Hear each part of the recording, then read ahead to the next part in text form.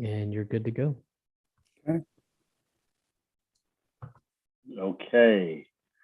Good evening, everybody. My name is Tifiro Cook, two-time kidney transplant recipient and founder of Kidney Care Coaches, where we coach people with stage 3 to stage 5 kidney disease. If you or you know someone who needs coaching with their kidney disease, hit us up at kidneycarecoaches.com. Today on Kidney Trails 2022 Summit, the man, the one and only, the dialysis is not your life. Ladies and gentlemen, we're going to introduce you to the one and only Mr. Fred Hill. All right, Fred. How you doing today, buddy? How you doing? Man, I'm thrilled. I'm excited. I'm excited to be here. Everything has been wonderful. I want to say thank you to Anthony Reed. Thank you to Dwindlin. Man, thank you, Tifiro. Thank Kidney Trails, everyone that's been on. It's just been, can I do something for a moment? For those who've been on, like, I guess, however many different people you got to see, if you will put some fire emojis or hand claps or something, if you've been, if this has been good to you, if you got some type of, information back, just excited for those who have spoken, just throw something in the chat, let us know that hey, you enjoyed it. I mean,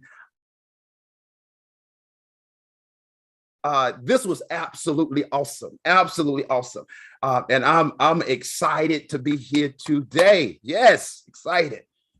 Yeah, man, I'm excited as well, and it's awesome, but it's so beneficial as well. The information has been top notch, and that's one thing I love about this summit we're having right now, man. It's wonderful. So I just want to go into the first question I was going to ask you is, who is Fred Hill? And how did Fred Hill get here? Let's talk about that. Let me put it here, man. Fred Hill is I like to tell people I'm from Spartanburg, but really, I'm a poor boy from Inman. I'm straight country, man. I'm country. Fred Hill put it like this, man. I love God. I think, I know I wouldn't be here where I am today without God. The smile on my face. I think if you knew my story, you'd be like, how in the world can he smile like this? All the stuff that was going on in his life or however, man. But I understand that I wouldn't be here except for God. We all have a journey. We all have a journey, and it's how you choose to walk it out. It's how I believe. And so I thank God that I'm here, man. For me, I wouldn't be here. I got to give shots out to my wife. I call her baby doll. Name is Phyllis. Love her with all my heart. We've been married over 30 years. My son just turned 21. He finished his final exams today. So I'm excited about it, man.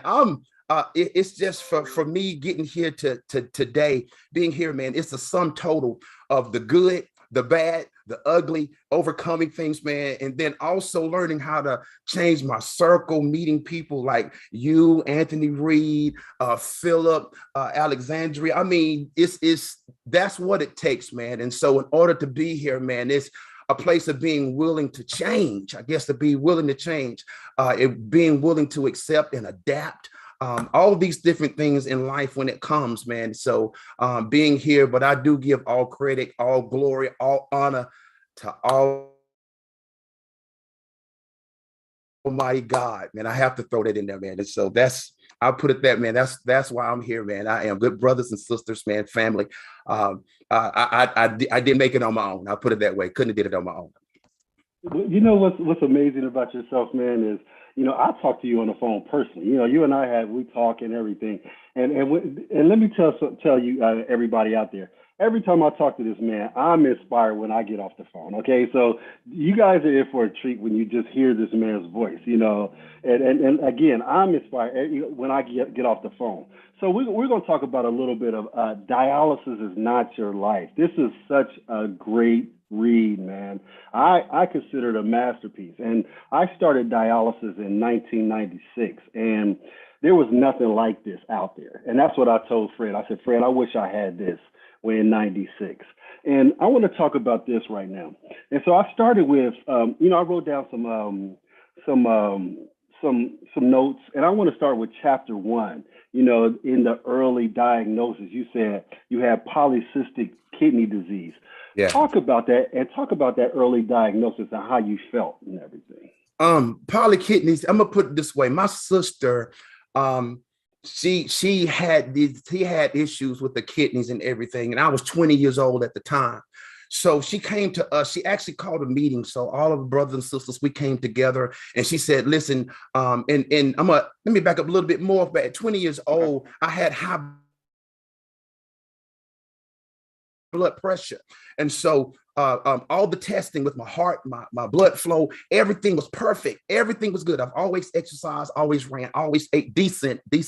And so when it could not figure out, doctors couldn't figure out what's going on with Fred Hill. So I'm on blood pressure medication at 20 years old and nothing saying why. And so my sister came one day and she said she had polycystic kidney disease and it runs in the family. It's generational. And said you need to go get checked. However, and if you have it, you need to start looking for a nephrologist and blah, blah, blah. So, man, I did that. And lo and behold, I had polycystic kidney disease. And I'm like, oh, my God, what is this? What's going on with me? However, man. And so Dr. Murdoch, he's my nephrologist. And he told me, he said, you have cysts on your kidneys and it's generational. Nothing you can do about it. Nothing you did wrong. It's just happened. And he said in time, he said, you will be on dialysis. And so for me, I'm quite athletic. I'm doing so. I mean, went in one ear, kind of stayed, whatever. I really didn't think much about it. I stayed on top of it and everything. And so put it this way, 20 years later, he tell me you're going on dialysis. That was the part that got me. It wasn't, I guess, the polycystic kidney disease. I think one thing that got me is when I would urinate and all of a sudden it's all blood. I mean, I hope it's okay for me to be honest with you. Yeah. So sometimes you will have this pain, and I didn't know that this is when I had pain in my side and it would hurt for days. And then all of a sudden I started peeing blood. So me, first thing, cancer. So I run to the doctor and they said, okay, this is what it is. One of the cysts bust. And so for me, I did not like that. That was quite scary. But once that pain went away and you get used to knowing what's going on in your body. So when that pain is a certain pain that you feel, you know what it is and it's about to pass. But at the same time, you start realizing going to the doctor 20 years later, so my numbers and things start not looking good. BUN number not looking good. Looking at just everything. And so for me, I never had any symptoms. And that's the thing that got me, Tifiro. I didn't have any symptoms. So, and my numbers were crazy and they kept telling me, you should be sick right now. One lady said, snot sick. You should be snot sick right now.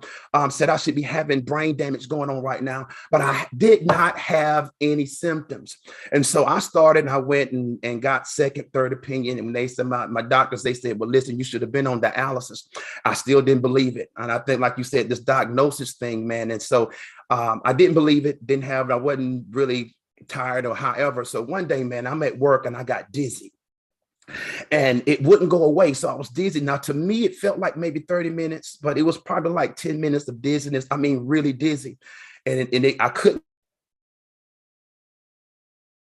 shake it. And so once it cleared, I guess, I went to the doctor and he said, you need to go now because it's actually about to affect your brain. And so for me, it devastated me because I'm on dialysis now. Now, I don't know if I'm going to shift into this. You just stop me if I'm going to, because that's when fear kicked in for me. For me, fear kicked in saying, okay, it's your time. It's your turn. It's your turn for me to go on dialysis. As I said before, my sister, she had polycystic kidney disease. My grandmother had polycystic disease. My aunt, my cousins. Now, all of them died. Everyone died. All of them died. And so now Fred Hill, all I could see in my mind was, I'm getting ready to die. I'm 40 years old. Man, my son is 10. God, what's happening right now? And every time I think about this, man, I'm sorry. Every time I think about this, it gets me. it gets me. It does, because I think when you look at it, man, I was lost. Lost. I mean, I guess the mindset of a man with a son and a supervisor and all these different things. But now I'm lost because I don't have answers. I'm about to go on dialysis. And the fear for me was Fred Hill is getting ready to die, because everyone before me, they left this earth, man. They left this earth. So for me, I'm terrified. So the whole time I'm on dialysis, man, am I waiting to die? Somebody please help me. We didn't have this kidney summit thing going on at this time. There was no helping in the clinic, man. There was, man, you sit beside people, nobody talking to you. My doctor, I love him with all my heart, Dr. Bruce Murdoch. But the thing he said was either you choose hemo or peritoneal. And that was it. So there was no understanding, man. I'm saying, man, my life is over. My life is over. So what do I do? And so the list that I had was, you can't do this, and you can't do this, and you can't do this, and you can't do this, and you can't do this, and you can't do this. So Tifiro, I'm a man that loves life. I'm one that laughs. I'm one that's joyous. I'm athletic. I'm out here, man, practicing with my son. We're balling. I mean, going out with my wife. I can dance, all these different things, man. And so my life actually came to a halt. Now, this is the part. Now, stop me if I go too much. Now, this is the part, Tifiro, that many of us, we get to on dialysis of what's next, or you feeling yourself that this is it for me. Because for me, I think we talked about yesterday, you're waiting on a lifeline. You're waiting, somebody throw me a lifeline, because I'm sinking.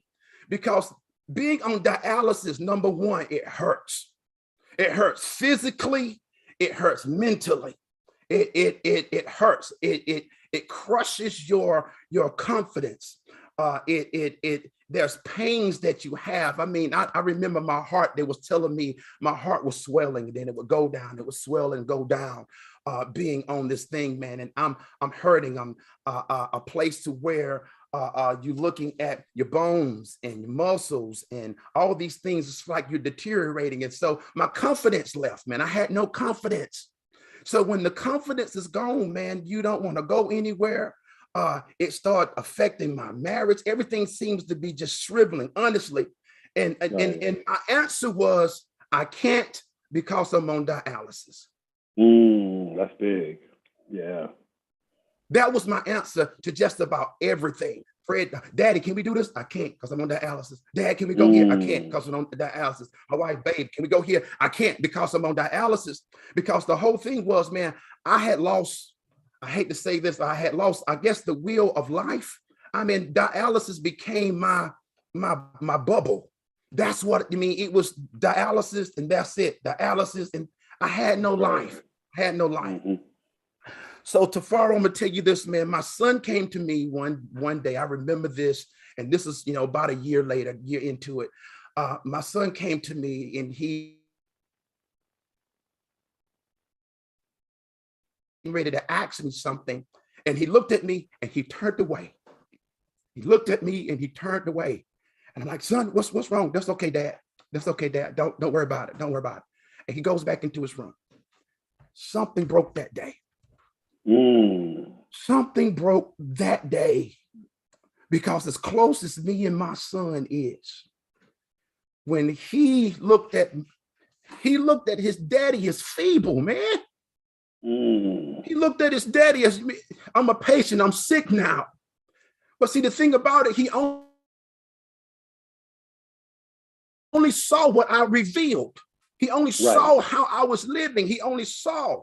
And the thing is, what I had to realize was he was asking me to live, man. And I was telling him no every time.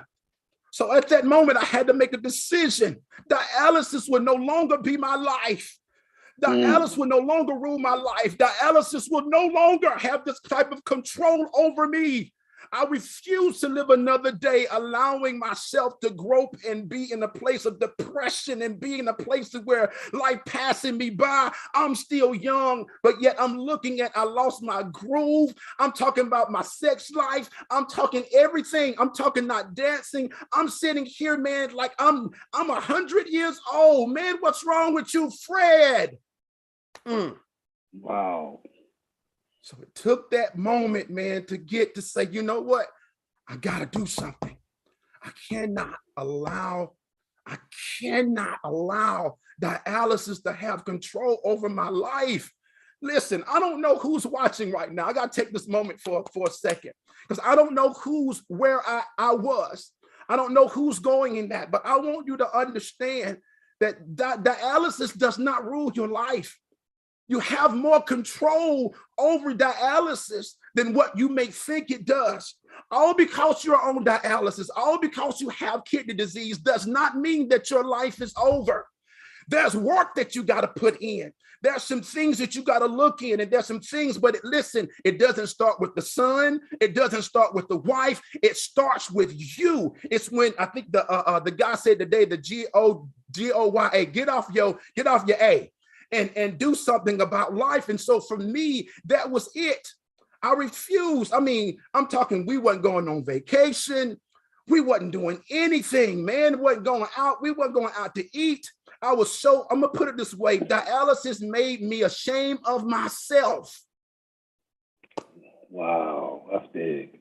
Made me ashamed of myself, because I'm looking, man, I got this tube hanging out my stomach. So to me, you know, I'm not sexy. I don't have no confidence, because I mean, I'm walking up in here, man, but I started exercising, got me a regimen, because there was nothing here. So I had to start it on my own. So I started exercising, man, changing and doing and going, man. And I began to tell my wife, well, listen, I was on the PD machine, so I went on at night. And I said, well, listen, we can go out during the day, and if we went out at night, I'll hook up a little later. So I started taking more control with my son. Man, let's go out here. Let's play ball. Let's do what we got to do. I can't throw a 50-yard pass, but I can throw 20. Let's go. I might not run full court, but let's do half. So whatever it took in order for me to get my life back, that's what I had to do. I had to redefine my life while I was on dialysis. I think one of the problems, Tifiro, is that we get on dialysis and we feel that we have to play the hand that was dealt to us. Yes, sir. I agree with that totally, man. But I feel in my heart is this. When we're talking about making life happen, right? So yes, sir. When you're looking at making life happen, everybody experiences life, good, bad, ups, down, as long as you live. But the thing about life happening to you, that's the unexpected.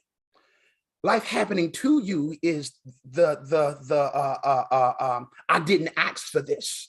Life happening to you is things that, you know, hey, how in the world did this happen? And we find that we lose loved ones, we lose jobs, COVID happens, dialysis happens, all these different things happen. You lose divorce, all these different things happen. But and when we're in the place to where we are sitting and dealing with a living or responding to the hand that has been dealt to us, when we respond, it's usually emotional. So our response is in fear, our response is in anger, depression, all these different things. Now, when we make decisions emotionally, a lot of times it takes a whole lifetime to fix what we messed up because we made decisions in emotion. So it comes to a place where instead of allowing life to happen to you, you react to life. And that's what many of us do. We react to life, but it has to come to a place to where instead of waiting on life to happen to you, it's time to be proactive and prepare for life. Oh, I'm feeling good, man. I'm sorry now. I feel this now. I'm sorry. But it's time to start preparing for what type of life do you want? And it's, can I go a little bit more, man? Yeah, I received that. Do your thing. You got to prepare for what type of life or what kind of life that you want. Listen, now life is still going to happen, But the whole thing when you look at is this, okay, I'm gonna do my part. I'm gonna prepare for the life that I desire to live, that I desire to have. If I want my health to be better, I'm gonna start preparing for better health. I'm gonna start eating better. I'm gonna start exercising. I'm gonna start walking. If I want my marriage to be better, I'm gonna start preparing for it. Let's get this date night. Let me get my groove. Let me turn the lights. Let me run the bath. If I want whatever that I'm looking for. If I want my money to be better, I'm gonna start saving. I'm gonna develop a mindset to what is it the word I'm thinking? To have discipline with my money. So whatever this thing is, so my word to us today, woo, I'm feeling now. My word to us today, and the reason why I wanted to write dialysis is not your life is because dialysis is a small portion, but we make it the whole center. Correct. Life falls into 5 areas. I wish I had a slide now. Life falls into 5 areas. Spiritual, physical, mental, emotional, and financial. 5 areas of life.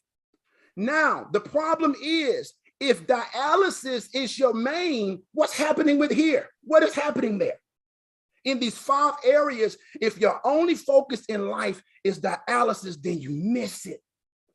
But what I realized was dialysis was not my death sentence. Praise God, man.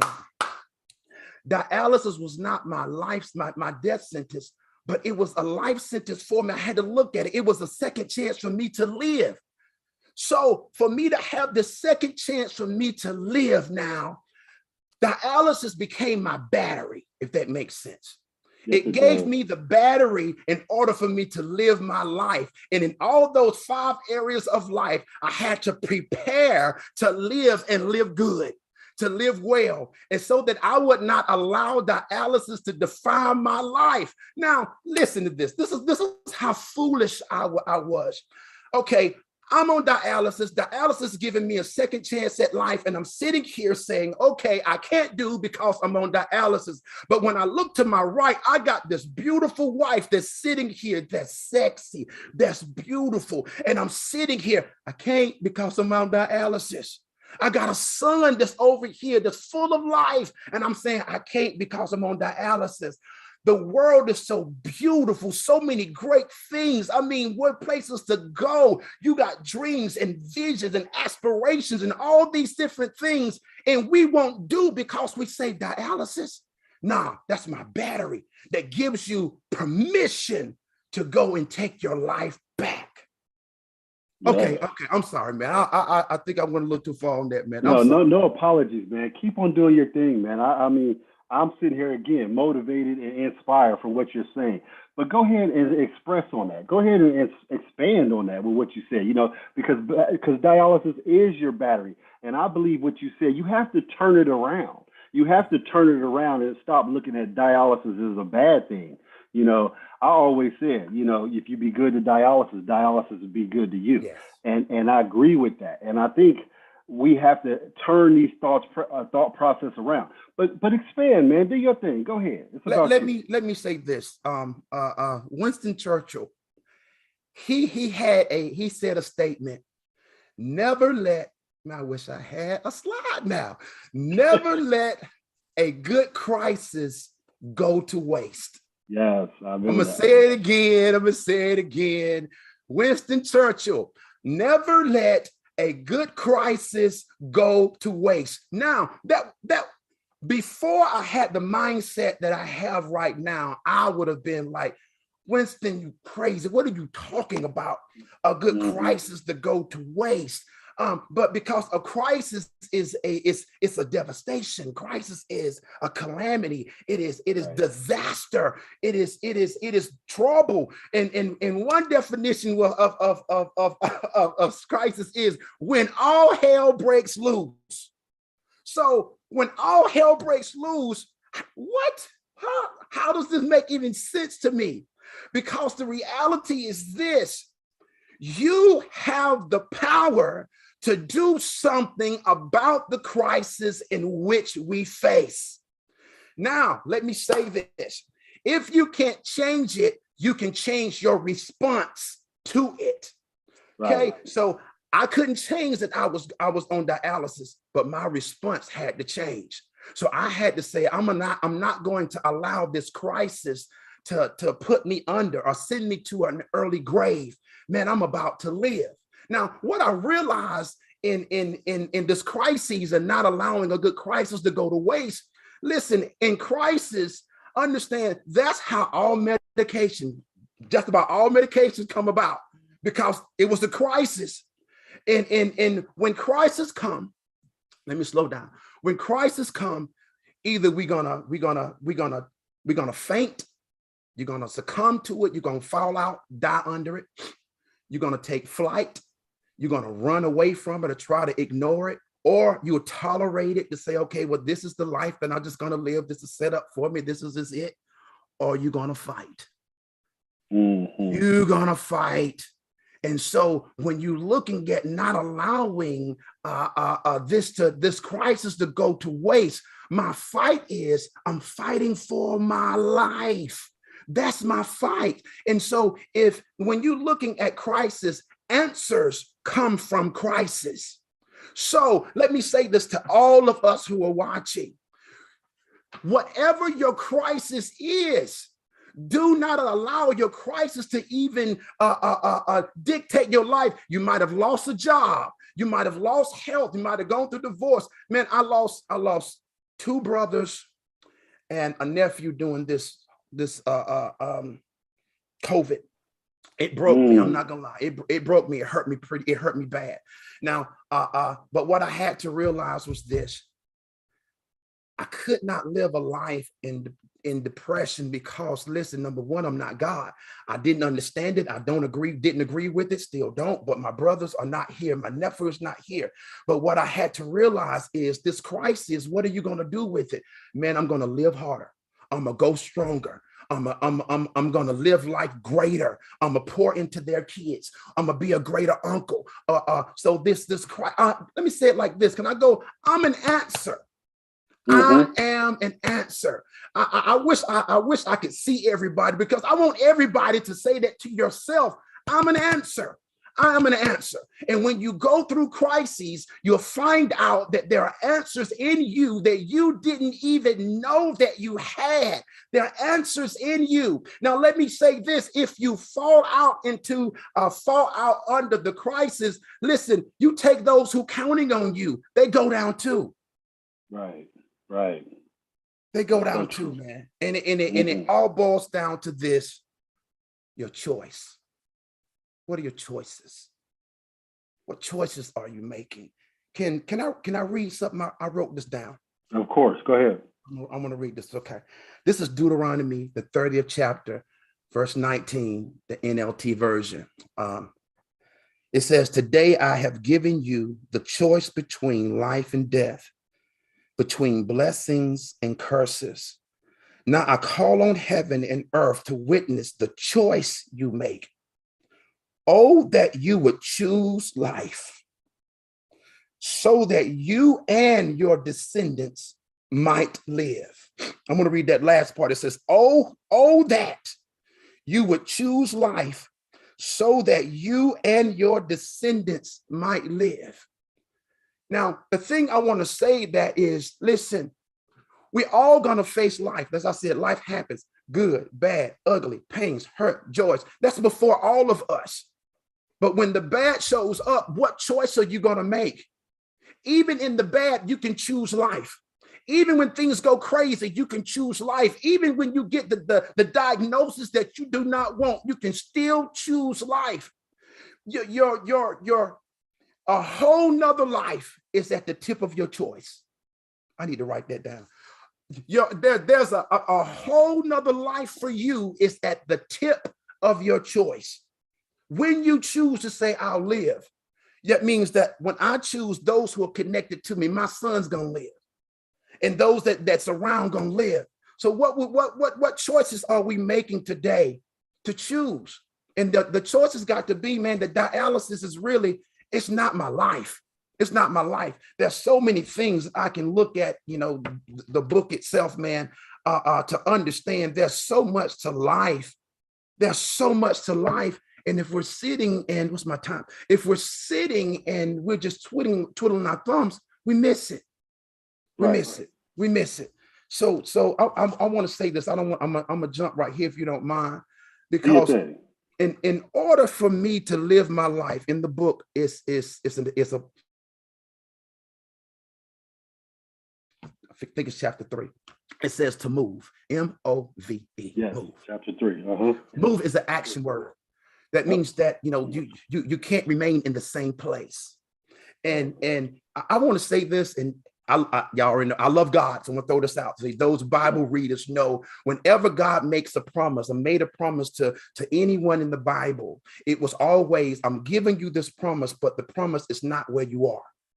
You got to go from here to there, whether it was Abraham, whether it was Isaac, Jacob, whomever. The promise is I'm telling you in this place, but the promise is in transition over here. So you got to move. So for me to get my life back, I'm gonna break down with the antonyms real quick. M, maximize. You got to maximize every moment. This is what came. You had to maximize every single moment in your life, every moment, whether in the good or the bad. Like I said, don't allow a good crisis to go to waste. Maximize every moment. For me, when I went on dialysis, man, and I grasped this concept, I stopped taking life for granted. I stopped taking people for granted. I stopped taking opportunities for granted. Every moment that I'm in. So people look and say, man, why are you so pumped up? Why? Because, man, listen, I'm alive. Because without dialysis, really, I would be dead. If it wasn't for dialysis, I would be in the ground. So who wouldn't have this joy of life that I open my eyes every day? Because understand, I chose life. And so I will not be in a place to where I take even this moment. And so I give my best. There it is. I give my best in every moment. I don't care where I am. I'm going to be present in it. I'm going to maximize this moment. I'm going to get everything out of this moment. I'm going to draw everything out of it. I'm going to exhaust this thing so that, because again, I want to be great. I want to live a great life, and it's not going to happen in a mediocre way. I'm going to say this. You get what you prepare for, if that makes sense. So in how you prepare will give you the quality of what you prepare for. So if you prepare mediocre, what you get is going to be mediocre. If you prepare good, what you get back to you is going to be good. If you prepare great, what comes back to you is going to be great. Now, this is mine. If you prepare phenomenally, what comes back to you is going to be phenomenal. So why not maximize the moment in everything? Because everything we do, we're sowing seeds. So the seed that I give, even today as I give, somehow, some way, it's going to come back to me, listen, phenomenally. I'm not trying to get anything mediocre. I don't want anything because I'm not mediocre. As I said before, I'm an answer. So it comes to the place to understand, to maximize every moment, everything that comes in life. I'm going to put my best in it and understand. Can I say it like this? I'm going to rock it the best I can to my ability. Not in competition with nobody else. I'm not in competition with nobody else. With everybody that comes on, I applaud everybody. I don't be in the competition because listen, it's not about being the best. I don't even know why I'm here, but I'm here. It's not about being the best because there can only be one best. There can only be one when you're looking at the best. But listen, we can all be great. Woo, it felt good right there. We can all be great. So be great in your lane. I don't have to be jealous of you. I don't have to be upset with you. I don't have to want what you want. Man, I'm going to stay in my lane, go after what I want and maximize the moment. Yeah. Yes. Now, when you look at, let's go to the real quick. Overcome. Okay. Overcome. To overcome, we all have a past. You got to overcome your past mistakes. You got to overcome what just happened. You got to overcome the things that happened on dialysis, how you feel, whatever this mindset is. You have got to overcome calamity, whatever issues you have. And the thing is, when you get to this place about overcoming, you must understand that's where your power is. You have the right to say, listen, I'm not allowing this negativity to come in because I got something I've got to overcome. Right. So you can say no to whoever you want to say no to. You can, and I think, to me, I think that was a big thing for me, not knowing how to say no in life. Setting boundaries. Thank you. And if you're going to live, sometimes you got to say yes to some of the things that you've been afraid of. And saying, yes, I won't do, yes, I won't go, yes, I won't vet, I want to try this or whatever. I'm telling you, I hate liver. I absolutely hate liver with all my heart. I don't like liver. But like I tell anyone, if you can make a dish and the liver is good, I'll try it. I'll try it. I'll say yes to it. If there's something that's going to make my marriage better, make me greater, if there's a book that I need to read, whatever that thing is, let's go for it, because we're gonna overcome. When you're overcoming, you cannot live by excuses. You cannot. It can no longer be excuses. You got to hold yourself accountable. You got to set up, like you said, boundaries and put people in place. My time. Let me say this. V means to visualize. This is the part that got me. We become prisoners of our perception. Yes. Now, growing up, I'm gonna say this about me, if y'all don't mind. I'm gonna say this about me. Growing up, I grew up poor. I grew up. My dad was in prison, 2 life sentences. I was 5 years old. So now it's 5 of us living with my mom, and I'm 5 at the time, and I'm next to the youngest. My sister was 3. Yeah, okay. So well, no, my sister wasn't born. So then my mom died when I was 9 years old. Okay. Now this is life happening to me. Okay. Life happening to me. So at 9 years old, my mom dies. My dad is in jail. I'm the second now because my baby sister is 3. Okay. So now we move in with loved ones that took us in, and they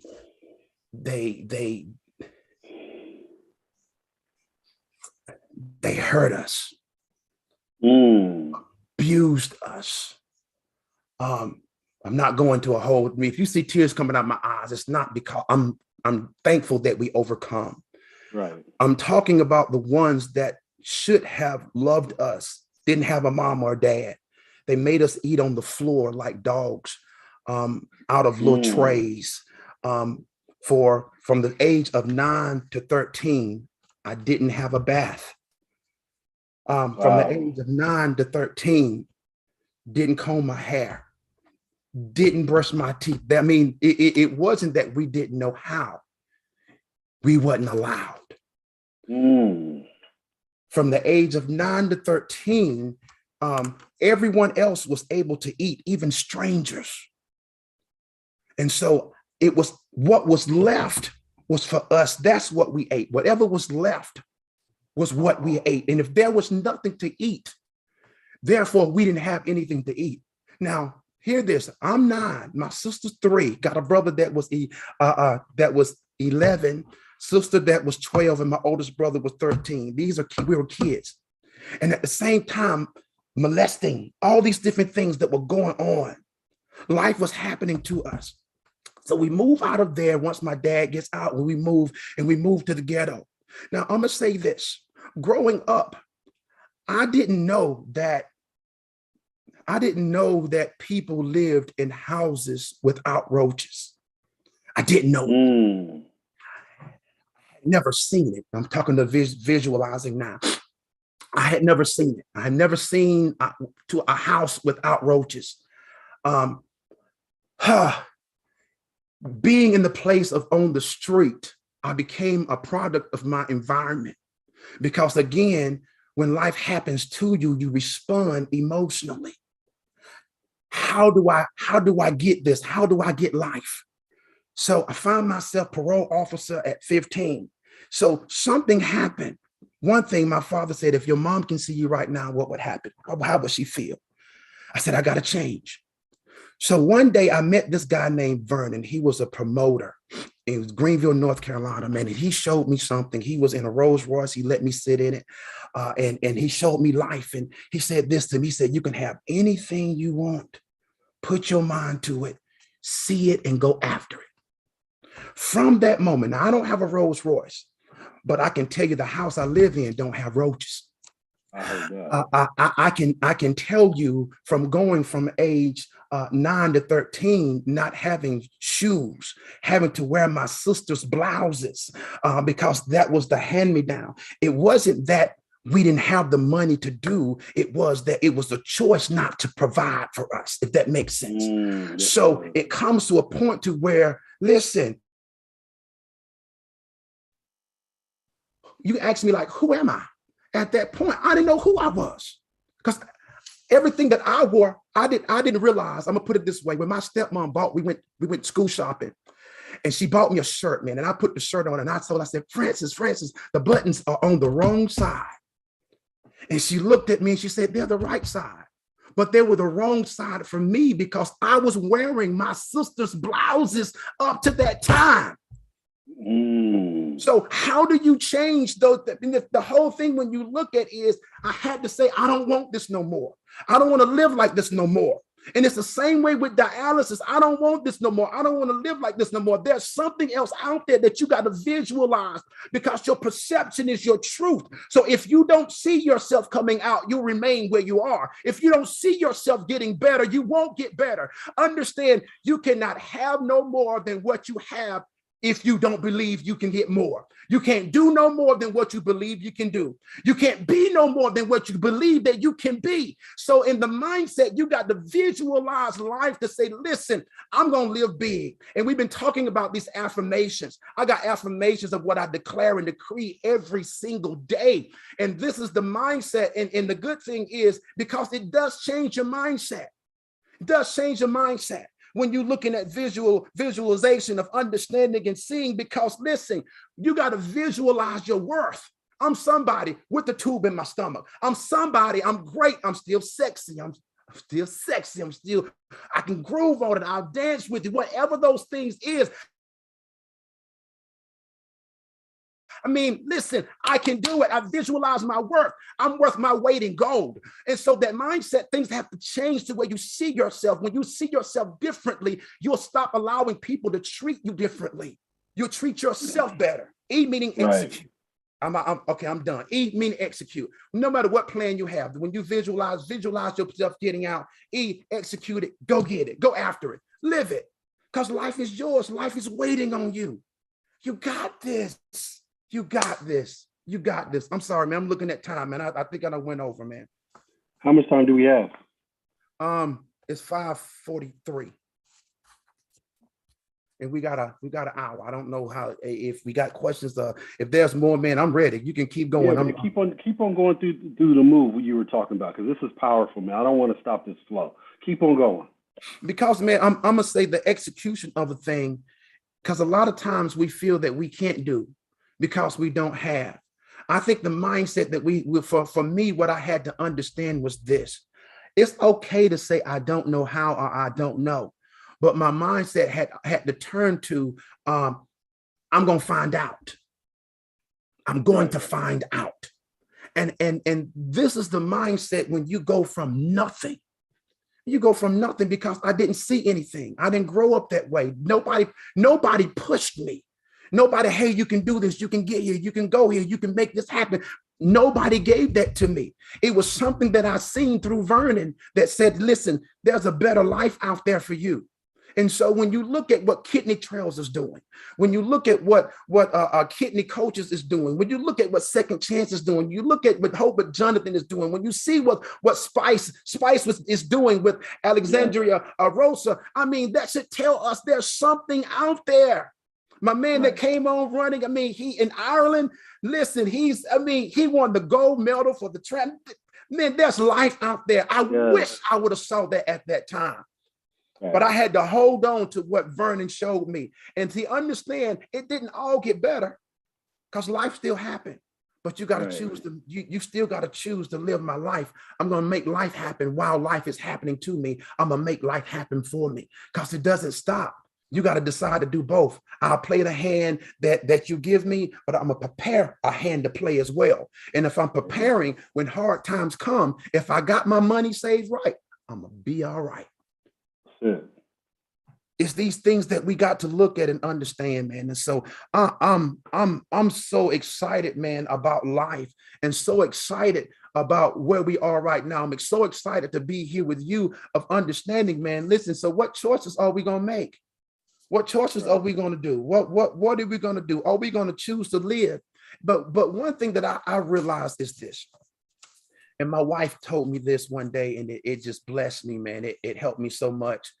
When I was saying, you know, I hope I make it. I hope I make it. I hope I make it. And she said, listen, if you're alive today, you're already making it. You're making it. You're making it through right now. Don't give up. Don't quit, because you're making it right now. So if you go ahead and affirm, hey, that I made it, because the thing is, I can't live in tomorrow. I got to live in right now. And so if I make it through the day with the mindset I made it, I'm gonna make it through the day and do it again tomorrow. Staying in the present. Yes, staying in the present, because we got this thing, man. We got this. And I do believe one thing that I wrote is that it's never too late to change your life. And I also wrote, you have the power to reset your life. Hear this, at any given moment. I don't care where you are, how old you are, how bad the situation is. You have the power to change your life. And I want to say this as well, because as of dealing with the book, as you were saying, writing the book, God has really blessed and different things that has happened. And so I realized that there was more for me. And so I went back to school. And I actually went and got certified as a dialysis technician, so that I would know what's going on the other side of the table, the things that they're going through. And so it helped me develop a workout regimen. It helped me to understand some things that are happening, to help people of what's going on, to understand things that's going on in the official and all those different things, man. And from there, man, I went and became a trainer. I became a personal trainer so I could understand the body, if that makes sense, to understand the body. And then from there, man, it's a certified counselor. So the whole thing, man, that I look at, man, is trying to give back, and because I want people to see what I see. I know that may sound crazy, man, but I want people to see your life better. So if there's something that I could say, if there's something that I can do, if I can push you into your hopes and dreams, to know that even though you're on dialysis, you can still start businesses, you can still make things happen, you can still go. I mean, life is out there. Whatever you dream, whatever you visualize, whatever you see, you can go get it, because it's yours. It's yours. It's yours. It is yours. That's it, man.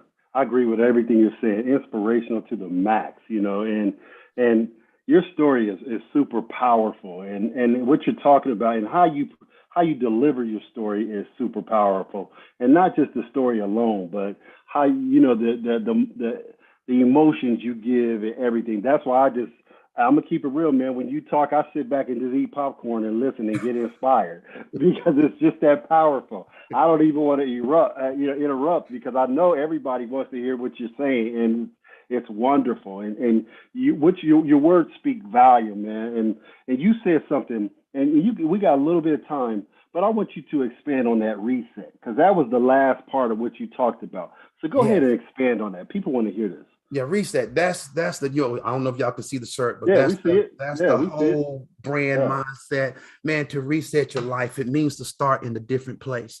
And so to me, a restart. And I love that, because life happens, knocks you down, restart. Don't start where you left off. Get up in another place. Get up bigger. Get up stronger, man. And so that reset is that I understand it's working. It's not easy. One thing people don't understand about reset is, if you've ever been, computer playing games, whatever, when you reset and you unplug to reset, therefore there's no current. There's nothing going on for a moment. It has a thing that goes like this on the computer. And so a lot of times when you reset, this is our life. We don't see, we don't understand, we don't know. Oh my God, what's going on? Did I make the right decision? I quit. No, stay where you are. Keep moving. Because hear this, what reset is, you're going to make the connection to your new life. Wow, I love that. To your new life, to what your dreams and your hopes, what you desire, what you want out of life. So it might pause for a moment, but you stay with it. You continue working. And when it connects, you'll connect in a stronger place. You'll be, this is the whole mindset that, listen, your life is not defined by whatever it is that you go through. Reset. And if you think about life resets. Let me go deeper. Life resets every breath because you cannot breathe the same breath twice. A little deeper. If you do, you're breathing out with oxygen and you're breathing in. You're breathing in oxygen. I'm sorry, and breathing out carbon dioxide. Carbon monoxide. Carbon monoxide. Yeah. So if you're breathing that back in, you'll die. So if God created us to reset every breath, that should tell you that you should be able to reset your life at any moment. That's any true. moment. No matter what happens, no matter what comes your way, this is good. No matter how bad you messed up. You're looking at a guy, as I said, 15, I had a parole officer. I was down a bad road. And the thing is, for about me, at the time, everyone, I thank God that I changed, all the whole crew that I was hanging around with, running with, either dead or in jail. It was a crew of like 20 of us. And I would say 5 of us made it out. That's real. Reset your life. So if I can do it, you can do it. If I can come from the dirt to be blessed in the things that God has blessed me with, open doors. Listen, you can do it. If I can come from basically begging and asking for money to being able to do my dreams and my hopes. Yeah, that's powerful. You can too, but it's the mindset that you got to have. So even if you're on dialysis, somebody may have cancer, whatever that it is, do not allow it to control your life. You control your life. You have the power to redefine your life. Even when trouble is going on in your marriage, it goes in every area of your life. We broke them things down in 5 areas. And so for me I want to be phenomenal. I'll give it say great. I want to be phenomenal in all 5 areas of my life. And so that tells me I got to keep working. Now, if I want to be mediocre, I can stop now. But my mindset is I got to be phenomenal. I want to be a phenomenal husband, a phenomenal speaker. I want to be a phenomenal father, a phenomenal brother, son, friend, whatever it is. I don't take it for granted. And so that mindset is what I realize is I can't bring a whole lot of people in my circle if I'm going to be phenomenal. If that makes sense. Yes, it does. I can't bring. So that tells me again about controlling, understanding, seeing, and visualizing, because the reality is this. I'm not arrogant, but man, I know who I am in God, and I know who God is. So, and I know who God is to me and what he's done in my life and where I am, the second chance that I have in life. So to me, I'm going to live big, and this is going to sound arrogant, but I'll be blessed in your face if you don't like it or not. You can be with me, we can come together, but the mindset can never be in that place to where, what is it? If you're mad at me, listen, I love you. It's about life. I think nobody have time for the high school, he said, she said, however. So if you like me, you like me, you don't, we don't, but I love you. I'll put it that way. And we can roll, we can go. But I understand if I'm going to be phenomenal, I have to watch everything I do. I journal, I write things down, because again, sometimes you don't remember, sometimes you forget. But the thing is, I want to be phenomenal. And in doing that, that's how you make life happen for you. Don't sit and wait on life happen to you and you reacting to life. You'll be reacting all your life. Right, man. That what you're saying is what you said all the way through. Hats off. I know my camera might not be on, but I'm holding up this book again. Please, everybody out there, Dialysis is Not Your Life from the wonderful Fred Hill, the most inspirational speaker I've heard in a long time. A wonderful story. I didn't even know your youth story, your backdrop story like that. That was really, really powerful, man. Oh my gosh. Again, we have about 3 or 4 minutes. I didn't see any questions, but what I did was see so many people just, yeah, order the book. I see order the book. I see love it, reset. I'm hitting that button now, adopt, still have a few. Yeah, man, this is, yes, maximize. I see so many comments of everybody showing you love, man, because what you're talking about, and it's so powerful. Thank you, everybody, for giving me the chance just to hear this great gentleman and interviewing. I just sat back and ate my popcorn and was just entertained and inspired and motivated myself. So again, thank you so much, Kidney Trails. Thank you to the wonderful Fred Hill. This was powerful. Okay, this was a powerful 55 minutes. I hope all you guys loved it. I enjoyed it to the max. Back to you guys at Kidney Trails. Wow. Thank you. What a wonderful session, everyone. We appreciate you tuning in. We appreciate you, Fred, for tuning in and giving a wonderful, wonderful session. And we appreciate you moderating for the session tomorrow. It was a big help.